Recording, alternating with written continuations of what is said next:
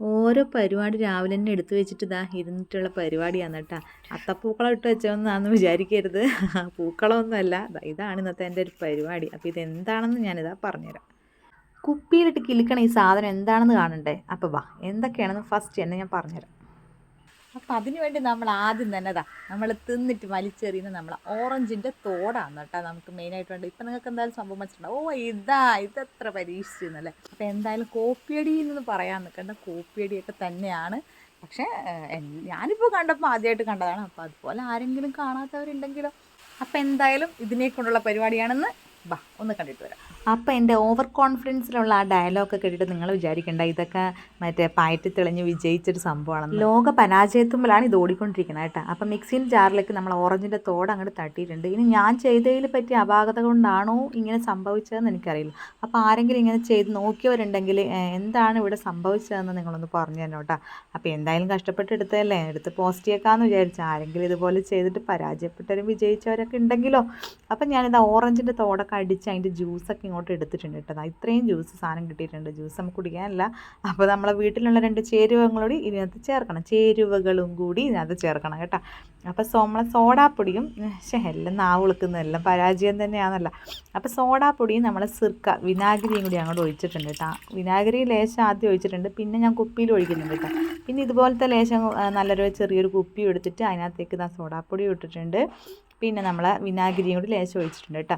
അങ്ങനെ എല്ലാം കൂടി നല്ല അങ്ങോട്ട് മിക്സ് ആക്കിയിട്ടുണ്ട്. നല്ലോണം കുലുക്കി അങ്ങോട്ട് എടുത്തിട്ടുണ്ട്. ഇനി അതിൻ്റെ ഒരു കുറവ് വേണ്ടല്ലോ എന്ന് വിചാരിച്ചിട്ട് പിന്നെ ഞാനൊരു ഇതെടുത്തിട്ട് പിന്നെ എന്താണ് പിന്നെടുത്തിട്ട് നല്ലോണം ചൂടാക്കിയിട്ട് ഒന്നിങ്ങനെ കുത്തി കൊടുത്തിട്ടുണ്ട് കേട്ടോ. നമ്മളെ പണി എളുപ്പത്തിന് വേണ്ടിയിട്ടാണ് ഇതൊക്കെ ചെയ്തത്. ഇതൊക്കെ വിജയിക്കുന്നുള്ളൊരു ഇതിലാണ് ഞാനത് ചെയ്തത്. പിന്നെ നമുക്ക് കറയുള്ള സ്ഥലം ഞാൻ പറഞ്ഞില്ല അല്ലേ, കറ കളയുന്നൊരു മരുന്നാണ് ഞാൻ ഉണ്ടാക്കിയത് കേട്ടോ. പിന്നെ എനിക്കത് പറയാനൊരു മടി, കറ കളയുന്നില്ലല്ലോ, കറ പോകുന്നില്ലല്ലോ, പിന്നെ ഞാൻ പറഞ്ഞിട്ട് എന്തിനാ. അപ്പോൾ ഇനി കറയുള്ള സ്ഥലം പരിധിയാണ് ഞാൻ നടന്നത്. അപ്പോൾ ഞാൻ കിട്ടിയിട്ടുണ്ട് നമ്മളെ ഗ്യാസൊക്കെ വെച്ചിട്ടുള്ള ഈ ഒരു കലയുണ്ടല്ലോ, ഈ പാടുണ്ടല്ലോ, ഇതൊക്കെയാണ് നമുക്ക് പോകുമെന്ന് പറഞ്ഞിട്ടാണ് ഞാനിത് ചെയ്ത് നോക്കിയേട്ടോ. മെയിനായിട്ട് എൻ്റെ ഈ ഒരു കറ പോയി കിട്ടിയാൽ നല്ലതല്ലേ. അപ്പം ഞാൻ വിചാരിച്ചു ഇത് തന്നെ പരീക്ഷിക്കാം, ഇങ്ങനെ ഒരു കറ ഉള്ളതുകൊണ്ടാണ് ഇത് പരീക്ഷിക്കാമെന്ന് വിചാരിച്ചത്. അങ്ങനെ ഞാനിതാ ആ ഒരു ഗ്യാസ് വെച്ച് ആ വട്ടം കണക്കിനാണ് ഞാൻ പൂക്കളം ഇട്ടത്.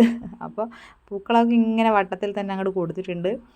പിന്നെ ഇനി അതിൻ്റെ ഇതാണല്ലോ ഈ കാണുന്നത്. അപ്പോൾ സൈഡിലൊക്കെ ഉള്ള അതിനും ഒരു പീസ് കൊടുത്തിട്ടുണ്ട്. ഇങ്ങനെ ഒരു വട്ടവും കൊടുത്തിട്ടുണ്ട് കേട്ടോ. അതിൻ്റെ തട്ടിൻ്റെ അടിയിലാണ്. പിന്നെ ഞാൻ ഇടയ്ക്കിടയ്ക്കേ പോയി നോക്കുന്നുണ്ട്. ഒരു അരമണിക്കൂർ 1 മണിക്കൂറൊക്കെ കഴിഞ്ഞിട്ട് ഞാൻ നോക്കിയതാണ്.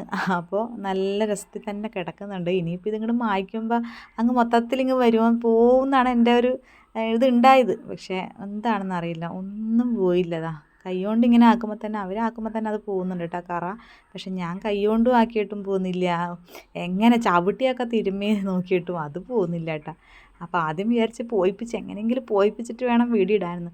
പിന്നെ പോവാത്ത സാധനത്തിന് നമ്മൾ എന്തിനാണ് വെറുതെ റിസ്ക് എടുക്കുന്നത്, സത്യം പോലെ പറയണമല്ലോ. അപ്പം ഞാൻ നല്ലോണം നല്ലോണം ശക്തി തന്നെ ഉരച്ചൊക്കെ നോക്കി.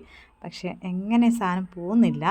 അപ്പോൾ എന്തായാലും ഞാൻ പരാജയത്തിന് കീഴടങ്ങിയിരിക്കുകയാണ്. അപ്പോൾ ഇനി ഇങ്ങനെ ചെയ്തിട്ട് ആർക്കും അങ്ങ് പോയിട്ടുണ്ടെങ്കിൽ ഒന്ന് പറയണം കേട്ടോ, എന്താണ് എനിക്ക് പറ്റിയ തെറ്റ് എന്ന്.